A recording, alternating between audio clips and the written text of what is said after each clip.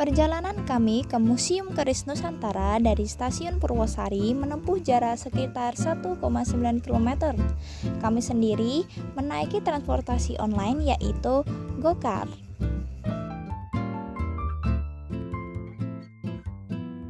Museum Keris Nusantara merupakan sebuah museum yang dibangun oleh Direktorat Jenderal Kebudayaan, Kementerian Pendidikan dan Kebudayaan melalui Direktorat Pelestarian Cagar Budaya dan Permuseuman sejak 2013, lalu diresmikan oleh Presiden Republik Indonesia Joko Widodo pada tanggal 9 Agustus 2017.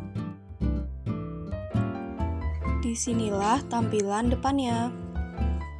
Museum Keris tersendiri berada di lokasi eks gedung Rumah Sakit Jiwa Mangunjayan dan direncanakan akan menyatu dengan ruang terbuka hijau atau RTH di kawasan Stadion R. Maladi Sriwedari.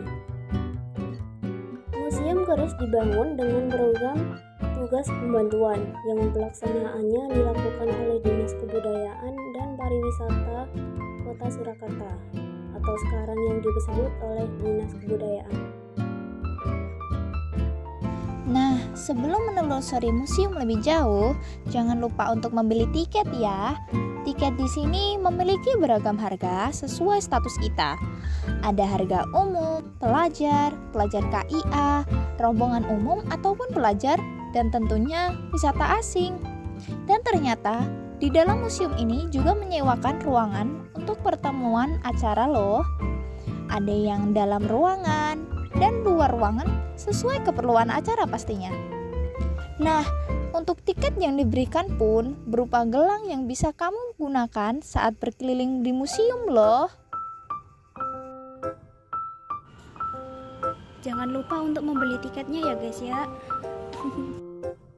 Nah, untuk bagian depan museum akan ada detail penjelasan mengenai pola pamor pada keris dan juga Panembah Hadi Wijojo sebagai pelopor ilmu kesudi keris modern.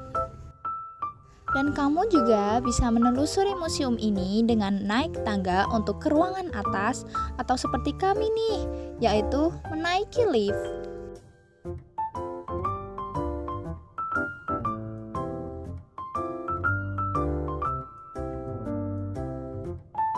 Nah, kita sekarang sudah di lantai 3 nih. Apa saja yang ada di sini ya? Yuk, keliling.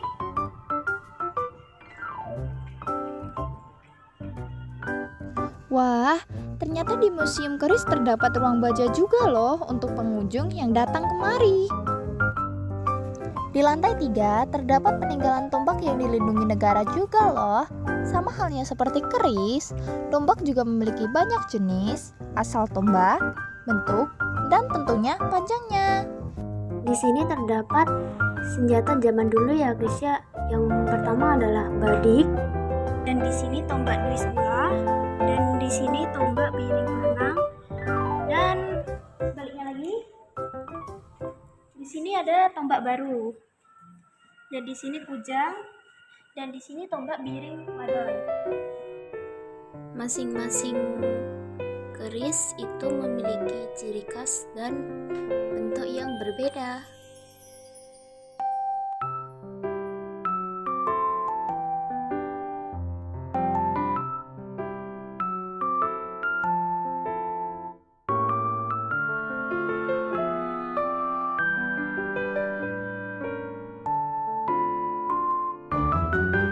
Jadi di sini ada patung yang menampilkan pembuatan keris.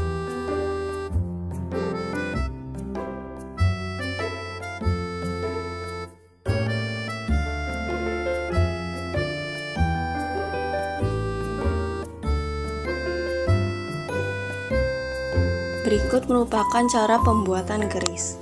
Yang pertama yaitu menipiskan pamor, yang kedua pasang pamor, Yang ketiga membuat ladokan, membuat wilahan yilak wajah, membuat gonja, menyempurnakan pasikon, mecah perabot, mepeh, membuat luk, dan juga marang. Marang adalah melapisi besi dengan warangan agar besi berwarna hitam. Selanjutnya ada nyepuh, yaitu mengeraskan bilah keris dengan cara dibakar, mengasah bilah, dan yang terakhir yaitu menerapkan gonja.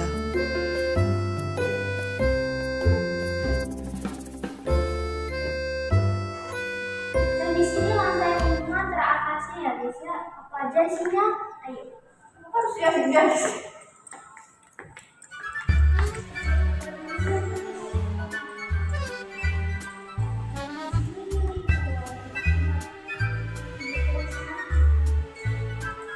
Kenapa di sini tidak dituliskan namanya ya?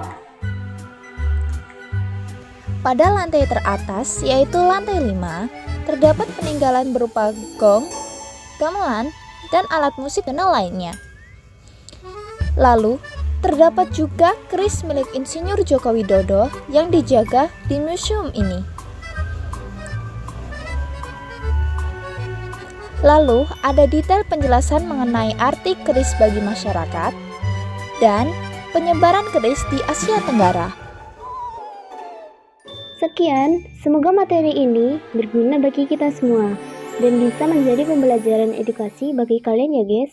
Jangan lupa untuk berkunjung juga ya. Terima kasih atas antusiasnya.